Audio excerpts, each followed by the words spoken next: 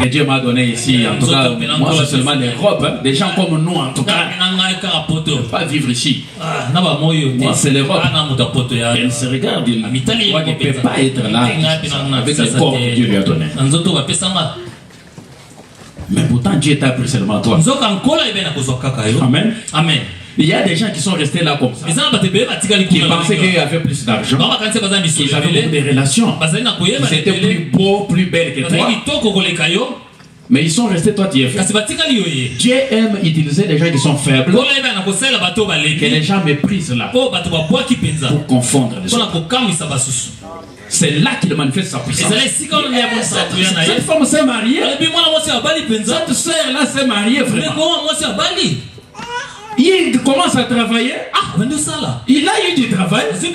Lui était ici comme ça. Je ne pensais pas qu'il allait travailler. Dieu aime des choses comme ça. Comme ça, son nom va être. Amen. Amen. Je vais passer au deuxième point. La puissance de Dieu se manifeste dans l'adversité. Merci.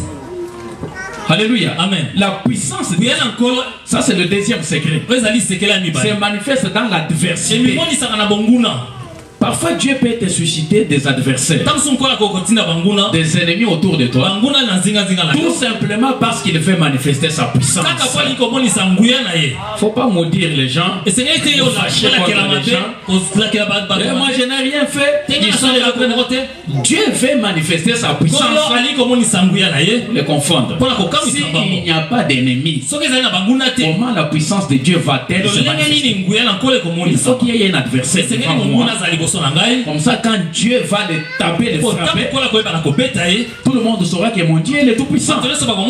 Et généralement, il faut que ce soit un adversaire beaucoup plus puissant que lui. C'est ce qu'il a fait avec Goliath. Il envoie quelqu'un de très géant. Tout le monde a peur, tout le monde tremble. Quand tu vois que la taille de l'adversaire est grande, c'est que Dieu veut puissamment se glorifier. Si la difficulté est petite, Dieu va se glorifier. Mais il ne va pas déployer une grande puissance. Mais si c'est quelque chose de très grand, c'est là que sa puissance se manifeste grandement. Ce qui est arrivé avec David devant Goliath. Pouvez-vous imaginer que rien qu'avec une pierre lancée sur un géant qui avait, je sais pas, 3 mètres, ce géant s'écroule, il meurt. On vient, on coupe sa tête. Amen. Amen. Dieu voulait manifester sa puissance à travers l'adversité. Il faut qu'il y ait des adversaires dans nos vies pour que nous puissions expérimenter la puissance de Dieu. Il le dit encore à Moïse devant Pharaon.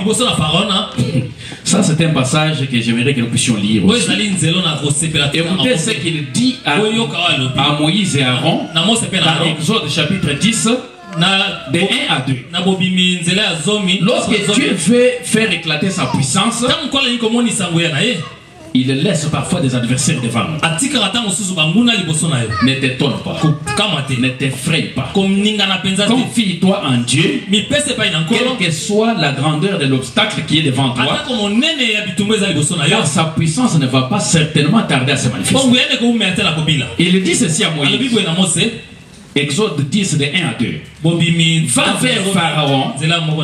Va vers Pharaon. Car j'ai endurci son cœur et le cœur de ses serviteurs pour faire éclater mes signes au milieu d'eux. C'est aussi pour que tu reconnaisses, que tu racontes à ton fils et au fils de ton fils comment j'ai traité les Égyptiens et quel signe j'ai fait éclater au milieu d'eux. Et vous saurez que je suis l'Éternel.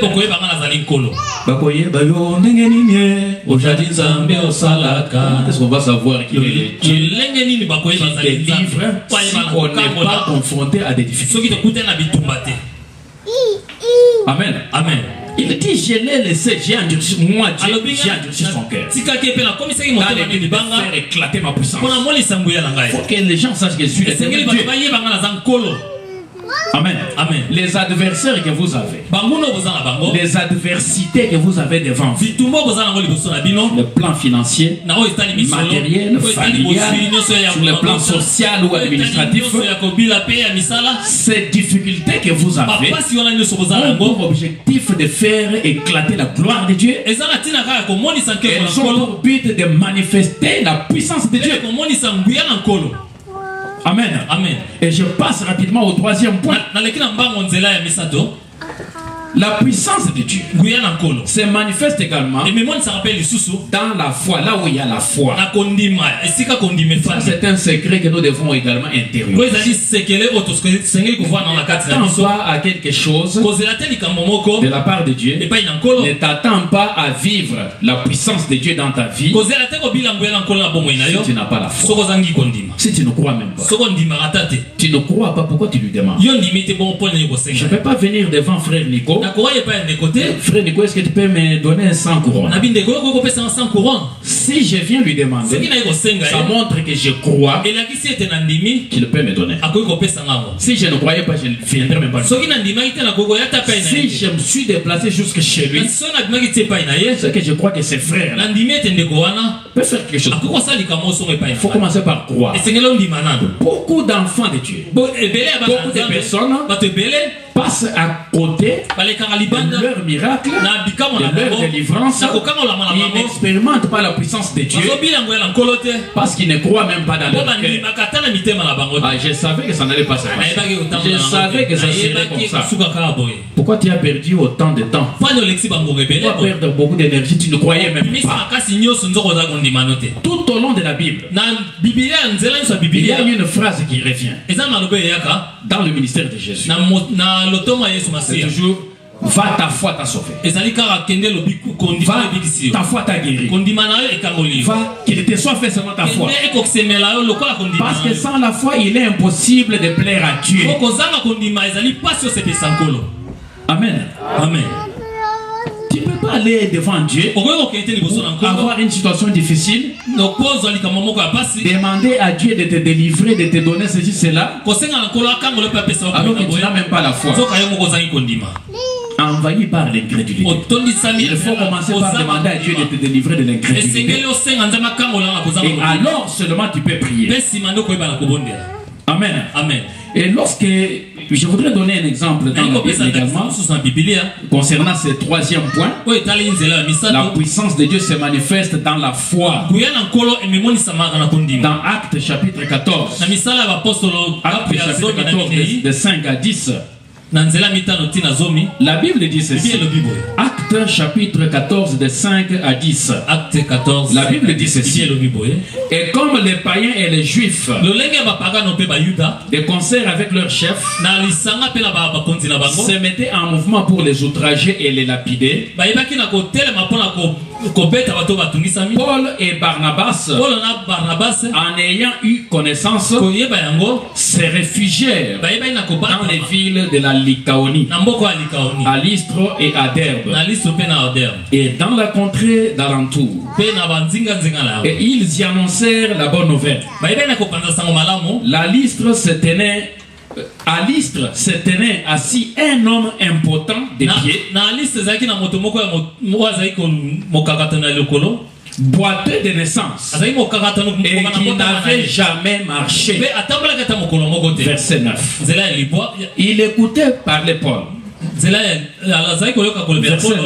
Verset 9. Il écoutait parler Paul. Et Paul, fixant les regards sur lui, et voyant qu'il avait la foi pour être guéri, dit d'une voix forte: lève-toi droit sur tes pieds. Et il s'éleva d'un bond et marcha. Qu'est-ce qui a fait qu'il puisse marcher? La Bible dit que Paul avait vu qu'il avait la foi pour être guéri. Et il a vécu, il a expérimenté la puissance. Si tu n'as pas la foi, tu ne vivras jamais la puissance de Dieu. Il faut croire. La foi, c'est comme de la folie. Ce n'est pas tu analyses d'abord la situation. J'ai 10 000 couronnes là-bas. Peut-être aussi, il y a quelqu'un qui a ma dette de l'autre côté. Quand je vais réunir pour ça, ça va me permettre de résoudre. Et puis après, tu dis, ah, j'ai la foi. Que ce problème sera résolu. Ça, c'est pas la foi. La foi, ça dit quand il n'y a rien. Il n'y a rien. Il n'y a rien. Tu dis oui, mon Jésus est capable. Parce qu'il a tout accompli sur la croix. Il est capable de m'apporter la solution à ce problème. Je ne vois pas comment ça va se faire. Mais à cause du sacrifice de la croix, il va m'en délivrer. Ça, c'est la foi. Ça, c'est le troisième secret. Quatrième et dernier secret. La puissance de Dieu se manifeste dans la sanctification. Quand tu es en bonne relation avec Dieu. Amen. Amen. Tu es vraiment en bon terme. Tu es sanctifié. Tu es purifié. Tu vas vivre la puissance de Dieu. Pour la simple raison que sans la sanctification, personne ne verra Dieu. Personne ne verra la main de Dieu. Vous vous souviendrez de ce que Josué a dit aux enfants d'Israël. Il leur dit, sanctifiez-vous. Car demain, Dieu va faire des prodiges au milieu de vous. Dieu va manifester sa puissance au milieu de vous. Mais avant cela, sanctifiez-vous. Purifiez-vous. C'est là que j'ai béni Dieu pour le message d'hier. Puisque là, sur la croix, non pas seulement Jésus a dépouillé les dominations, il ne nous a pas seulement sauvés, mais il nous a aussi lavé de tout péché. C'est le sang de Jésus qui nous lave, qui nous purifie, qui nous sanctifie. Qu'est-ce que la Bible dit? Je crois que vous allez comprendre ce point. La Bible dit ceci. Ils l'ont vaincu à cause de quoi? À cause du sang de l'agneau. C'est à cause du sang que Jésus a versé sur la croix que nous avons vaincu ça. Que nous avons vaincu les démons. On a vaincu les sorciers. Ce n'est pas par notre connaissance de la Bible, mais à cause du sang de Jésus. Un chrétien qui ne se sanctifie pas, tu es tombé dans le mal, dans le péché, tu ne te répands pas. Tu vis avec les péchés que tu n'as pas compris. Tu vis dans l'impureté, qui t'éloigne de la puissance de Dieu, et ça devient compliqué. Vous savez ce qui arrive? Je prends toujours l'exemple d'un chrétien qui n'est pas sanctifié. C'est un peu comme un crocodile. Un crocodile, il est puissant, il est fort lorsqu'il est dans l'eau. Mais une fois que vous le tirez de l'eau, il devient faible. Il perd sa puissance. Il devient vulnérable. Et même un petit peu, s'il a quelque chose, il peut le lire. Amen. Mais une fois que vous les ramenez dans l'eau, il retrouve sa puissance. Alléluia. Amen. Un chrétien qui s'éloigne de la sanctification, qui s'éloigne de la croix, il s'éloigne de la puissance de Dieu. Il perd la puissance en force. Je vais vous donner tout à l'heure un exemple dans la Bible pour illustrer ce que j'entends par la puissance de Dieu se manifeste dans la sanctification. C'est le cas du péché d'Adam. Il a péché. Israël qui était puissant, qui était fort, est allé en guerre contre ses ennemis. Ils ont perdu. Ils sont devenus du coup faibles. Josué a pleuré. Qu'est-ce qui se passe? Dieu lui a dit, relève-toi. Adam a fait ce que je lui avais dit de ne pas faire.